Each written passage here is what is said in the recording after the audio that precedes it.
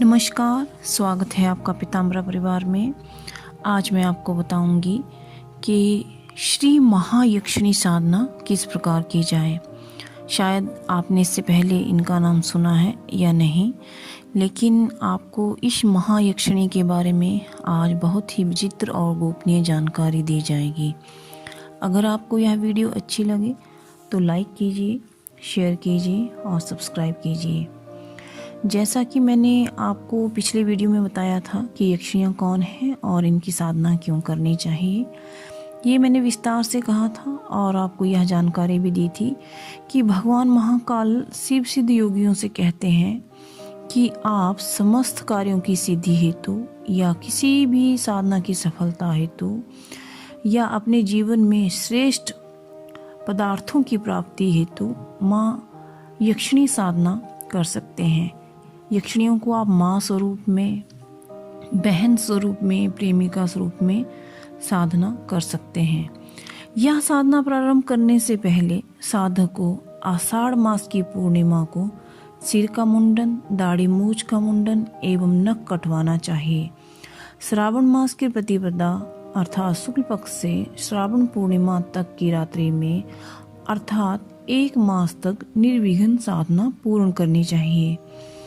आपको मैंने यक्षिणियों के बारे में विस्तार से बताया है।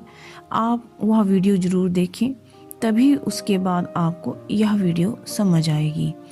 श्री कुबेर जी का ध्यान यक्षिणी साधना में करना चाहिए और उनका जो मंत्र है, ध्यान मंत्र है और उसकी जो जप विधि है, वो मैंने अपनी पिछली वीडियो में कि यक्षिणियाँ कौन हैं, इनकी साधना क्यों करनी चाहिए, विस्तार से बताया है।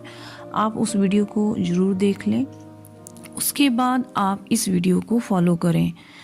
अब बात करते हैं समस्त ऐश्वर्यों की प्राप्ति हेतु श्री महायक्षिणी साधना। मैं इसका पहले आपको संस्कृत में उच्चारण करके बताऊंगी और उसके बाद इसका अर्थ बताऊंगी।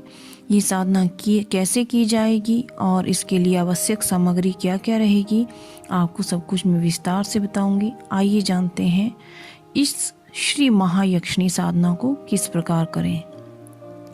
शिव उवाच ओम क्लीं ऐं श्रीं महायक्षिण्ये सर्वैश्वर्य प्रदात्रे नमः इति मंत्रस्य च जपं सहस्रय समन्वितं रात्रिस्तु मध्यं यामे विनीन्द्रो मितभोजनः बिल्ववृक्ष समारोहां जपेन मंत्र मिमं सदा कुर्याद्विलं समारूढ़ मास मात्रं तंद्रिते मध्यममीशं बलिसं तत्र कल्पेत संस्कृतं पुरः नाना रूपं धरा तत्रागमिष्यति च यक्षिणी ता दृष्ट्वा न भयं कुर्याजज पते संतक्त मानसे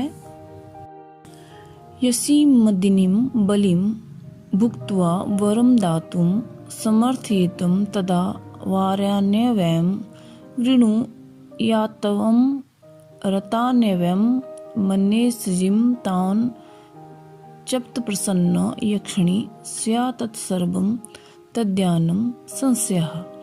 अर्थात भगवान शिव बोलते हैं, हे महायोगियों, साधक रात्रि के समय सैया त्याग कर अल्प भोजन ग्रहण कर बिलपत्र के मूल में कंबल के आसन में बैठकर भगवान शिव अर्थात मेरा और कुबेर जी का पूजन करें।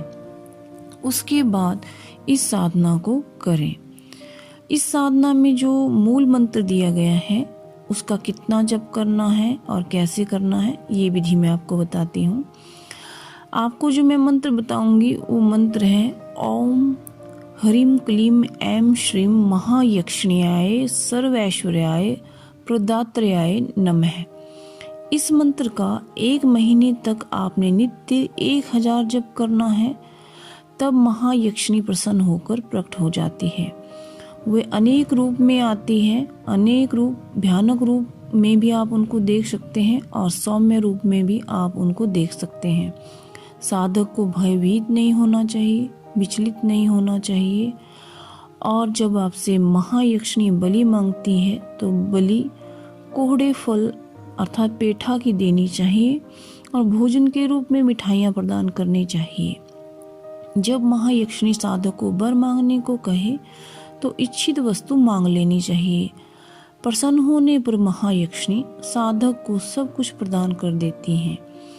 आइए जानें कि साधना में आवश्यक सामग्री क्या है। आपको संस्कारित रुद्राक्ष की माला से जप करना है और नित्य प्रति ही आपको 1000 जप 1 महीने तक करना है। आपको साधना के समय पैठा अर्थात कोहड़े फल और मिठाइयाँ साथ में रखनी चाहिए। माता को लाल रंग के फूल अर्पित कीजिए और आपका जो आसन है वह लाल ऊनी आसन ही होना चाहिए। हो सके तो आप महायक्षिणी यंत्र स्थापित करके ही यह साधना करें। यंत्र है वह सिद्ध होना चाहिए। आप चाहें तो पीताम्बरा परिवार द्वारा दीक्षित होकर यह साधना कर सकते हैं, लेकिन इस साधना में साधक को कुछ भयानक अनुभव हो सकते हैं।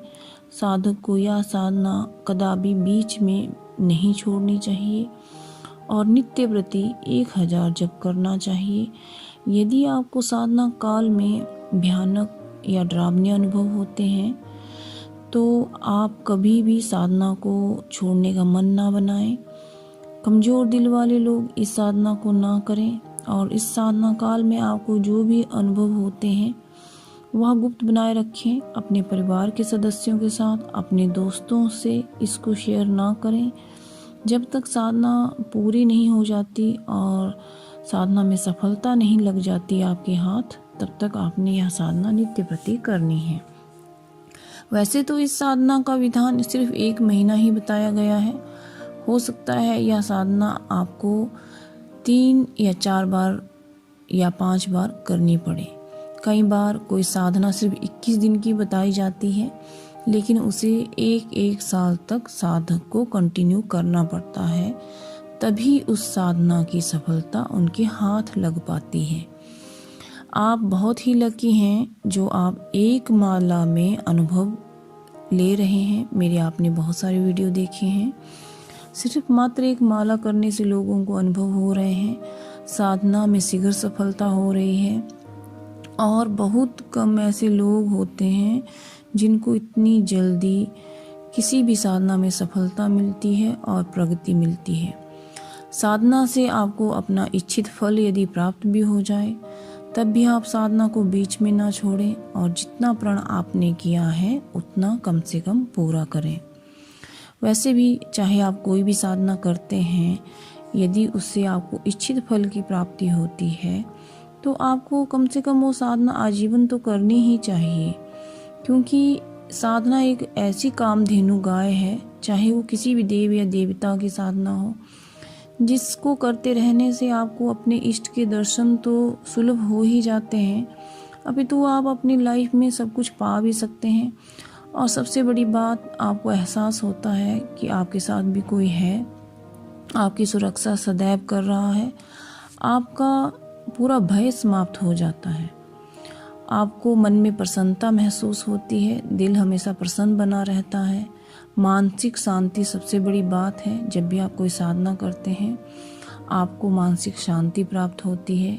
देखिए, शांति से बड़ा तो कुछ भी नहीं, बाकी तो सब साधक की इच्छा पे निर्भर करता है कि वह किस उद्देश्य से कौन सी साधना कर रहा है।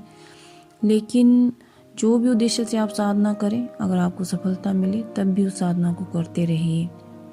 आपको अगर यह जानकारी अच्छी लगी हो तो लाइक कीजिए, शेयर कीजिए और सब्सक्राइब कीजिए। धन्यवाद।